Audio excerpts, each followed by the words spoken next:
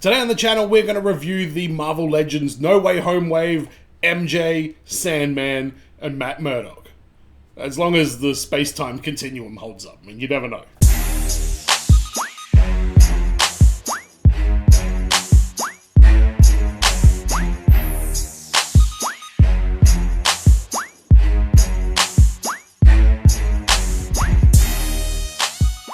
Thanks for checking this video out, everyone. We're going to have a look at three figures today, the three from the No Way Home wave. I reviewed the Spider-Man figures individually, so go check those out as well. But we're talking about Mary Jane, we're talking about the Sandman, and we're talking about Matt Murdock in this video.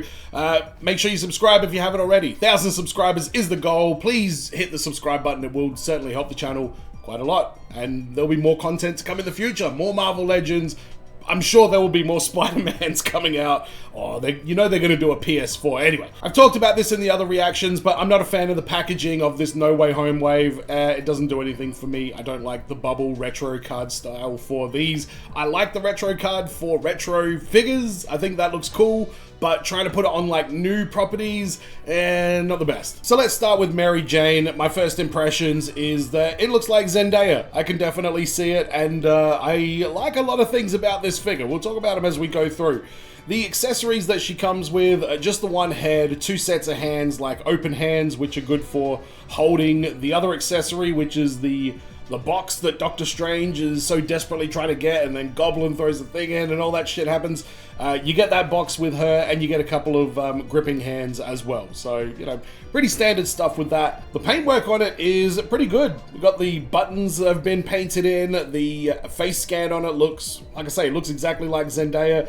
And I like the kind of fuzzy effect that they've put on the stripes on the sweater as well. I think that actually makes it look really good. Looking at the articulation, interesting articulation on her. Just single joint in the elbow, I believe. It's a very weird joint. You get quite a lot of movement out of it, but it feels kind of loose when you really kind of make it move. So unusual articulation on the elbows and pinned double jointed knees as well. So I think this might be the only figure in this line that has any pinned anything. I'll have to double check that, but interesting choice. With that being said, it's a great representation of this character, and you know, I'm very happy with even though the articulation is limited.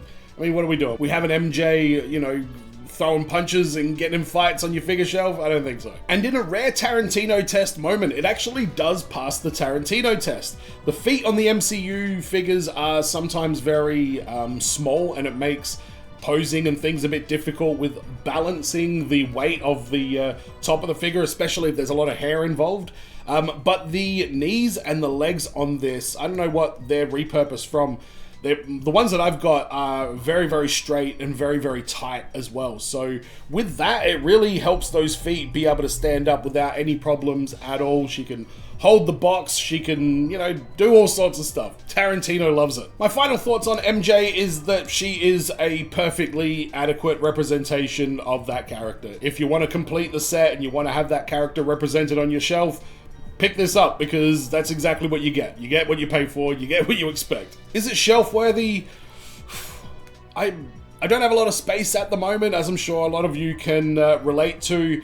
I don't know if I'm going to have a Spider-Man No Way Home shelf. I mean, I've got all these figures now, so maybe I will, but I've got a dedicated Thor Ragnarok shelf. I've now got a dedicated Marvel Midnight Suns shelf, so I'm running out of dedicated area to have like complete sets, and I certainly don't feel like this needs to just be on a shelf because it's an amazing figure. But when that Spider-Man No Way Home shelf does happen sometime in the future, she'll definitely go on there. Until then, she might just have to wait in the box. Next up, we're going to talk about everybody's favorite blind lawyer, Matt Murdock. Interesting choice to put him in this wave. Interesting choice to put him in the movie as well, to be completely honest. So this is a very simple suited figure. There's not really a lot to it. He does come with an interesting accessory, which is a brick with newspaper and "We Believe Mysterio" written on there in ominous red lettering. So obviously that's from the movie where he's like, whoosh, grabs the brick. And yeah, I like the fact that they put that in there. It was certainly a memorable scene. This is a pretty cool figure. I didn't know a suited man with a blind walking stick could be so dynamic looking. And I mean, looking at the paintwork, first of all, I mean, it's very, very simple.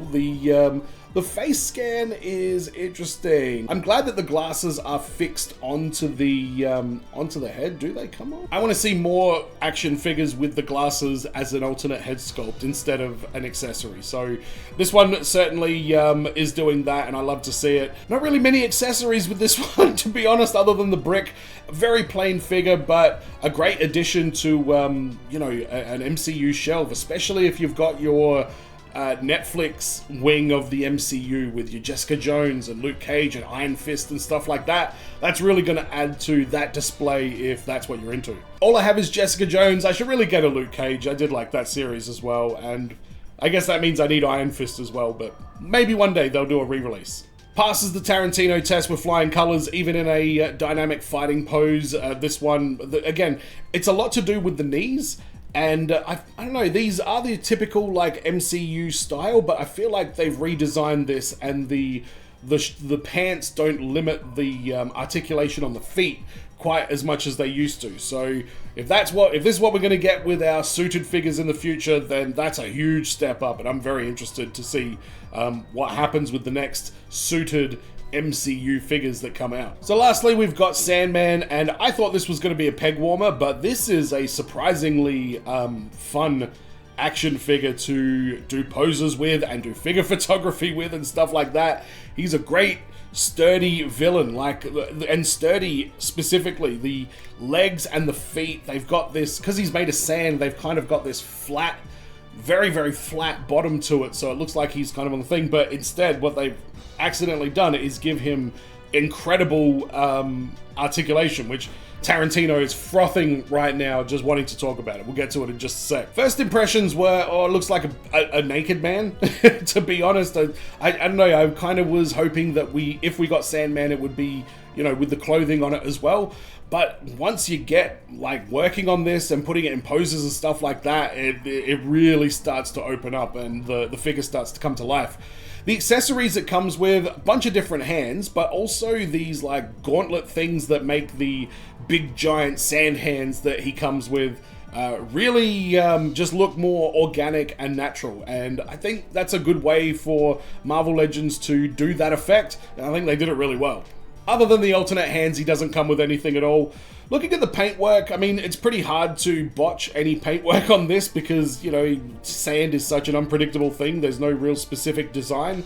But what they've done, and I guess it's not so much the paintwork, but he feels sandy. He feels very coarse, feels very rough. And, you know, it's a little thing that they can do to add to the overall presentation of this figure. But like I say, paintwork, it's flawless because you can't really get this one wrong. Looking at the articulation, double jointed, pinless, everything, no butterfly joints, just one big ab crunch in the middle there, no ab twist or anything like that, and you know, your standard articulation on the feet, which, let's talk about the feet. It's Tarantino test time.